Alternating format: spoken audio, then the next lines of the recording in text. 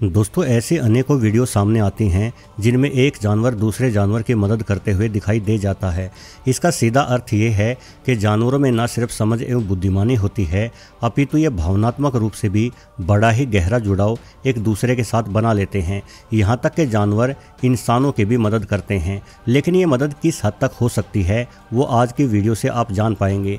इस वीडियो की कहानी जिन पात्रों के इर्द गिर्द घूमती है उनमें एक मासूम लड़की, 7 अपराधी पुरुष और 3 जंगली शेर शामिल हैं। इस कहानी को कई नामी वेबसाइटों ने अपने पेजों पर प्रस्तुत किया है। आपको आसानी से गूगल पर सर्च करने से इस कहानी की सत्यता मालूम हो जाएगी। यहाँ तक कि पुलिस रिपोर्ट में भी ये कहानी सच मानी गई है। फिर भी ये कहानी बिल्कुल असंभव सी ही लगती है, क्योंकि इस तरह की घटनाएं केवल फिल्मों में ही होती है, असल जीवन में नहीं। वस्तुतः इस घटना में अफ्रीका के इथियोपिया देश की एक 12 वर्षीय लड़की का अपहरण कर लिया जाता है। ऐसा नहीं है कि अपहरणकर्ता लड़की के घर वालों से फिरौती चाहते थे, ना ही उन्हें इस लड़की से किसी प्रकार का कोई बदला लेना था, बल्कि उन्हें तो बेचारी मात्र 12 वर्ष की इस लड़की के साथ जबरदस्ती शादी करनी थी और वो अपने इन घटिया इरादों में कामयाब भी हो जाते। लेकिन तभी कहानी में 3 हीरो आते हैं। ये हीरो कोई और नहीं बल्कि अफ्रीका के सबसे खूंखार शिकारी यानी शेर थे। अपराधियों के पास बंदूकें थी और जंगली शेरों के पास अपने प्राकृतिक हथियार यानी ताकत, हिम्मत, पंजे एवं दांत थे। दोनों ओर से लड़ाई छिड़ती है और शेर जीत जाते हैं। अपराधी भाग खड़े होते हैं। जब तक पुलिस घटनास्थल पर नहीं पहुंचती, ये तीनों शेर उस लड़की के साथ ही रहते हैं, उसकी लगातार रक्षा करते हैं। है ना ये कहानी बिल्कुल ही अविश्वसनीय। पूरी घटना को विस्तृत रूप से जानने के लिए वीडियो से आखिरी तक अवश्य जुड़े रहिएगा। दोस्तों, इथियोपिया जो कि अफ्रीका के मध्य पूर्व में स्थित है, एक बेहद ही गरीब देश है। किंतु इस देश के पास गरीबी से भी बड़ी कई समस्याएं हैं, जिनमें से एक है बाल विवाह और दूसरी है जबरन बाल विवाह। इथियोपियन लोग काफ़ी कम उम्र में ही अपने बच्चों, विशेषकर के लड़कियों की शादी कर देते हैं। ये लोग वयस्क उम्र में देर से शादी करने वाली लड़कियों को अशुद्ध या अवांछित समझते हैं। गरीब परिवार के लिए बेटी की शादी करना एक तरह से आर्थिक बोझ कम करने का भी तरीका होता है, क्योंकि लड़की की शादी का मतलब एक मुंह को कम खिलाना होता है। यहाँ सुंदर लड़कियों को बेचने की भी प्रथा है, यानी लड़की की शादी के बदले माता पिता द्वारा पैसों की मांग की जाती है। किंतु इस देश की सबसे खराब प्रथा को टेलीफा कहा जाता है। टेलीफा के अनुसार मर्द अपने साथियों सहित मिलकर अपनी पसंद की लड़की का अपहरण करते हुए उससे ज़बरदस्ती शादी कर सकता है। एक बार शादी होने के बाद कोई उस शादी को नकार नहीं सकता। हालांकि इथियोपियन कानून में इस तरह की शादी यानी टेलीफा को प्रतिबंधित किया हुआ है, फिर भी दूर दराज के इलाकों में ये प्रथा आज भी कायम है। हजारों लड़कियों को प्रति वर्ष इस प्रथा के नाम पर अपने परिवारों से अलग कर दिया जाता है। उनके साथ ऐसे पुरुष शादी करते हैं जो अक्सर उम्र में उनसे 20 से 30 वर्ष तक अधिक बड़े होते हैं, यानी नाबालिग लड़की की शादी प्रौढ़ इंसान के साथ कर दी जाती है। पुलिस और अधिकारियों के पास इस तरह की ज़बरदस्ती से निपटने के लिए पर्याप्त संसाधन ही नहीं होते, क्योंकि ये कदम दबंग लोग उठाते हैं जो अक्सर हथियारों से पुलिस पर भी हमला बोल देते हैं। यही वजह है कि प्रतिबंधित होने के बावजूद भी एक अमेरिकी रिपोर्ट के अनुसार इथियोपिया में 60% लड़कियों के विवाह यूं ही ज़बरदस्ती यानी टेलीफा प्रथा के जरिए हो रहे हैं। जून 2005 के दौरान इथियोपिया में बीटा जेनेट प्रांत के ग्रामीण इलाके से मात्र एक 12 वर्ष की लड़की का अपहरण होने की सूचना पुलिस को मिली। ये लड़की, जो कि 4 भाई बहनों में सबसे छोटी थी, शारीरिक रूप से बिल्कुल भी परिपक्व नहीं थी। वो अन्य बच्चों के साथ खेला करती थी, स्कूल जाती थी, हंसी मजाक करती थी। उस रोज भी ये लड़की अपनी सहेलियों के साथ गांव के पास बने एक मैदान में से खेलकर आ रही थी। आपको बताता चलूं कि सुरक्षा कारणों और गोपनीयता को ध्यान में रखते हुए इथियोपिया पुलिस ने उस लड़की का नाम कभी सार्वजनिक नहीं किया, इसलिए तमाम समाचार पत्रों में उसे 12 वर्षीय लड़की कहकर ही संबोधित किया जाता रहा है। तो जैसे ही वो लड़की अपने घर को लौट रही थी, तभी अचानक उसके रास्ते को 7 लोगों ने रोक दिया। लड़की को जबरन पकड़ा गया और उसे घसीटते हुए एक टूटे फूटे वाहन में डाल दिया गया एवं वो वाहन तेजी से जंगल की ओर दौड़ गया। लड़की की सहेलियों ने भागकर गांव वालों को इस अपहरण के बाबत सूचित किया। लड़की के पिता पड़ोसियों सहित दौड़े, लेकिन तब तक देर हो चुकी थी। गांव वालों द्वारा कई घंटों तक लड़की की खोज की गई। उसका नाम जंगलों में चिल्लाया गया, परंतु लड़की की कहीं कोई खबर नहीं थी। वैसे भी यह जंगली इलाका खूंखार शेरों से भरा हुआ था। ये शेर इथियोपिया का सबसे बड़ा सम्मान है। दूर दूर से सैलानी इन्हें देखने आते हैं, इनकी तस्वीरें लेते हैं और उन सैलानियों के दम पर ही गांव वालों की रोजी रोटी चल रही है। यही कारण है कि इथियोपियन लोग शेरों का सम्मान करते हैं। वैसे सम्मान से अधिक महत्व डर का है। ये घनी काली आयाल वाले जंगल के राजा रात्रि के समय शिकार करना कहीं अधिक पसंद करते हैं। यही वजह रही कि दिन ढलने से पहले ही गांव वालों ने अपनी खोज रोक दी और वो सब वापस लौट आए। अगले रोज गांव वालों ने पुलिस को इस घटना की सूचना दी। हालांकि इथियोपिया में इस जबरदस्ती के विवाह की नींव इतनी मजबूत है कि ज़्यादातर मौक़ों पर ऐसे मामलों की रिपोर्ट तक दर्ज नहीं की जाती, लेकिन कई बार थानों में कुछ जिम्मेदार पुलिस अफसरों की भी तैनाती हो जाती है जो ऐसे अपराधों को गंभीरता से लेते हैं। यही वजह रही कि पुलिस ने तुरंत उस लड़की की टोह शुरू कर दी।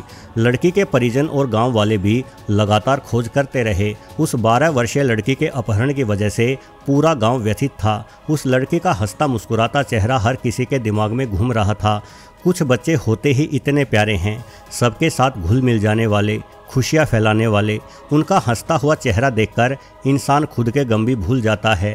वो लड़की भी इसी तरह के स्वभाव की थी, खिलखिलाती हंसी वाली। उसके अपहरण की घटना गांव वालों के लिए कुछ ऐसी थी मानो पूर्णिमा की रात से चंद्रमा अचानक गायब हो गया हो। एक एक करके दिन बीतने लगे। लड़की की खोज हर दिन की गई। प्रत्येक बीतते दिन के साथ परिजन और गांव वालों की पीड़ा बढ़ती चली गई, लेकिन खोज नहीं रोकी गई। जंगल के प्रत्येक गलियारे पर तलाश चलती रही। पैरों एवं टायरों के निशानों का पीछा किया गया। कई स्थानों पर आग जलाने के अवशेष और पैकिंग वाले भोजन के टुकड़े मिले, जिससे पता चल रहा था कि रात के समय इन स्थानों पर इंसान ठहरे थे, यानी अपहरणकर्ता अभी भी जंगल में ही मौजूद थे। वो सोच रहे थे कि कुछ दिनों में मामला ठंडा हो जाएगा, फिर लड़की को लेकर अपने गांव लौट जाएंगे।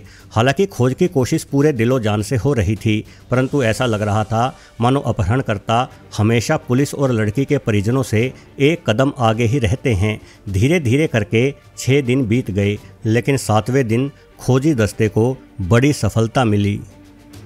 ये दोपहर का समय था और पुलिस खोजी दल ने काफ़ी दूर एक असामान्य सी चीज़ देखी। ये एक शिविर था जो छोटी छोटी झाड़ियों से घिरा हुआ था। इसे एक अस्थायी झोपड़ी की तरह बनाया गया था। शुरुआत में खोजी दलों को लगा कि इस झोपड़ी में इंसान तो हो ही नहीं सकते, क्योंकि उस झोपड़ी के ठीक बाहर 3 शेर बैठे हुए थे।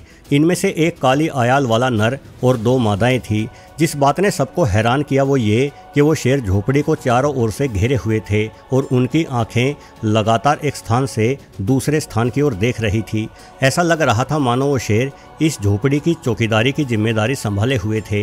ये एक दुर्लभ दृश्य था। खोजी दल ने अपना वाहन उस झोपड़ी के पास ले जाने का फैसला किया ताकि शेरों के इस अजीब व्यवहार को समझा जा सके। वाहन पास आ गया, लेकिन किसी भी खोजी पुलिस वाले द्वारा वाहन से बाहर निकलने की हिम्मत नहीं की गई। बाहर निकलने की हिम्मत होती भी कैसे? बाहर तो 3 बड़ी बिल्लियां अपने 3 इंच लंबे पंजों पर धार लगाए बैठी थी। कुछ मिनटों तक सब कुछ मौन रहा। उसके बाद इन शेरों ने एक दूसरे की ओर देखा, मानो वो एक दूसरे से बातचीत कर रहे हों। उसके बाद वो तीनों तुरंत वहाँ से उठकर झाड़ियों की ओर चले गए। ना कोई आक्रामकता, ना कोई दहाड़, बल्कि शेरों ने शांति से मैदान छोड़ दिया, जैसे उन्होंने खोजी दल को मौका दिया हो कि वो झोपड़ी के भीतर चले जाएं। हालांकि इस डर से कि कहीं शेर वापस ना आ जाएं, खोजी दल ने कुछ मिनटों तक और इंतजार किया और उसके बाद ही वो जांच जारी रखने के लिए अपने वाहन से बाहर निकले। वो लोग झोपड़ी में गए तो सबकी नज़रें आश्चर्य से भर गई। अपहरण की गई वो लड़की झोपड़ी के भीतर बैठी थी। वो चोटिल थी, भूखी थी और कमज़ोर थी, पर स्वस्थ और जिंदा थी। इस बात पर यकीन करना हर किसी के लिए असंभव था कि 3 जंगली शेर इस लड़की को संरक्षित कर रहे थे। खैर, लड़की को तुरंत गांव ले जाया गया। उसे भोजन और पानी दिया गया। अपनों के बीच में आकर वो थोड़ी सहज हुई और उसने जो किस्सा सुनाया वो अद्भुत था। लड़की ने बताया कि वो 5 दिनों तक उन अपहरणकर्ताओं के साथ थी। उसके ऊपर क्रूर हमले किए गए, वहशीपन की सभी सीमाओं को लांघ दिया गया और 6वें दिन जब उसे झोपड़ी के भीतर फेंककर अपहरणकर्ता बाहर बैठे आराम कर रहे थे तो वो जोरों से रो रही थी। वो लगातार कई घंटों तक रोती रही। लेकिन तभी उसने कुछ दहाड़े सुनी, धीमी लेकिन भारी दहाड़े। उन दहाड़ों के साथ अपहरणकर्ता भी चिल्ला रहे थे और हवा में गोली चला रहे थे। वो लड़की भी मारे डर के सिकुड़ते हुए एक ही जगह पर बैठ गई। उसने अपने कान डर के मारे ढक लिए, फिर भी वो गोली की आवाज़ों और दहाड़ों को सुन सकती थी। ये दहाड़े निश्चित रूप से शेरों की थी, एक से अधिक शेरों की। लगातार गोलियां भी चल रही थी। ऐसा लग रहा था मानो बाहर अपहरणकर्ताओं और शेरों के मध्य में जंग चल रही है। थोड़े ही समय बाद उस लड़की को इंजन की आवाज़ सुनाई दी। अपहरणकर्ताओं ने अपना वाहन चालू कर दिया था। वो भाग रहे थे। उनके वाहन का शोर धीरे धीरे मंद होता चला गया, लेकिन दहाड़े अभी भी थी। पर कुछ ही देर बाद शांति छा गई। लेकिन शेर अभी भी गए नहीं थे। वो झोपड़ी के चारों ओर घूम रहे थे।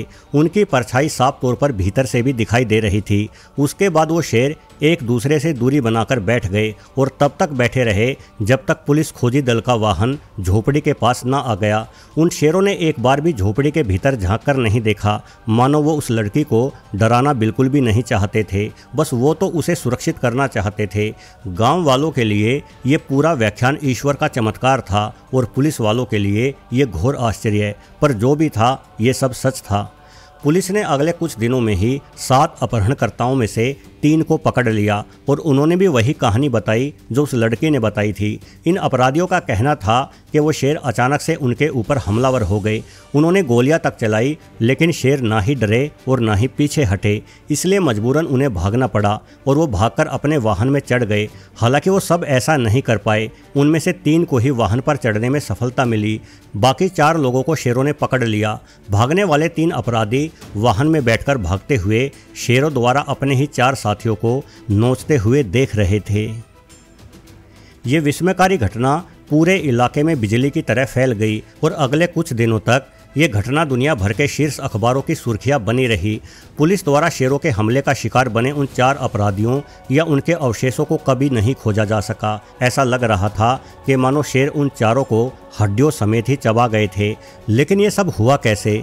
जंगल में अपना ठिकाना बनाने वाले इंसानों पर शेरों का हमला कोई अनोखी बात नहीं है, पर इस मामले में कैसे शेर चुन चुनकर उन 4 अपराधियों को खा गए और उस लड़की को छुआ तक नहीं, उल्टे वो उसकी रक्षा को बैठे रहे। वैसे तो यह मामला समझ पाना पूरी तरह से असंभव ही है, पर इस बारे में इथियोपिया के ग्रामीण विकास मंत्रालय के वन्य जीव विशेषज्ञ और शेरों के माहिर जानकार स्टुअर्ट विलियम्स ने एक दिलचस्प परिकल्पना प्रस्तुत की है। उनके अनुसार इस घटना में शेरों के व्यवहार को एक दुर्लभ लेकिन संभावित अनुमान द्वारा समझा जा सकता है। दरअसल सभी जानवर दर्द या रोने की आवाज़ों को भली भांति समझते हैं। यदि एक कुत्ता दर्द के मारे प्याऊ प्याऊ की आवाज़ के साथ चीख रहा है तो उसके आसपास मौजूद कुत्ते भी तुरंत सतर्क और चौकन्ने हो जाते हैं। यहाँ तक कि इंसानों की चीख से भी कुत्ते अक्सर भयभीत हो जाते हैं। ऐसा ही स्वभाव शेरों का है। उस रोज़ झोपड़ी में बैठी वो लड़की लगातार कई घंटों तक रोती रही तो पास से गुजर रहे वो 3 शेर, विशेष करके मादाएं, उस लड़की की चीखों से विचलित हो गए और उन मादा शेरों के भीतर सुरक्षात्मक प्रवृत्ति जागृत हो गई। दूसरे शब्दों में हो सकता है कि उन शेरों को ये नहीं लगा हो कि वो किसी इंसान की रक्षा कर रहे हैं, अपितु उन्हें ऐसा लगा हो मानो वो अपने ही किसी एक को बचा रहे हैं। उन शेरों के समूह में कोई शावक भी नहीं था। संभव है कि हाल ही में किसी हमलावर शेर ने उनके शावकों को मारा हो, जिससे शेरनियों के भीतर प्रबल मात्र आवेग भरा हुआ हो और उसी ममता के आवेग ने उन शेरनियों को अपहरण की गई उस लड़की की मदद करने हेतु प्रेरित किया हो। वहीं नर अपनी रानियों का साथ देने हेतु मैदान पर टिका रहा। हालांकि उक्त घटना के पीछे स्टुअर्ट विलियम्स द्वारा दिए गए सिद्धांत को जीव विज्ञानियों के मध्य में काफ़ी लोकप्रियता मिली, लेकिन फिर भी इस सिद्धांत को स्पष्ट रूप से साबित नहीं किया जा सकता। शेरों के मन में क्या चल रहा था, कौन सी भावना उन पर हावी थी, ये सब तो वो शेर ही जाने। लेकिन ये सच्ची कहानी हमें ये दिखाती है कि कभी कभी हिंसक जानवर अपनी समस्त बर्बरता के बावजूद मानवों से कहीं अधिक दयालु हो सकते हैं। इस कहानी में यदि कोई जानवर था तो वो शेर नहीं बल्कि अपहरणकर्ता यानी इंसान थे। शेर तो इस कहानी के नायक हैं। मनुष्य ने इंसानियत का ठेकेदार होने के बावजूद भी वहशीपन की सीमाएं लांघ दी थी और शेरों ने क्रूर जानवर होने के बावजूद भी दयालुता की सबसे बड़ी मिसाल पेश की। वीडियो देखने के लिए आपका बहुत बहुत धन्यवाद।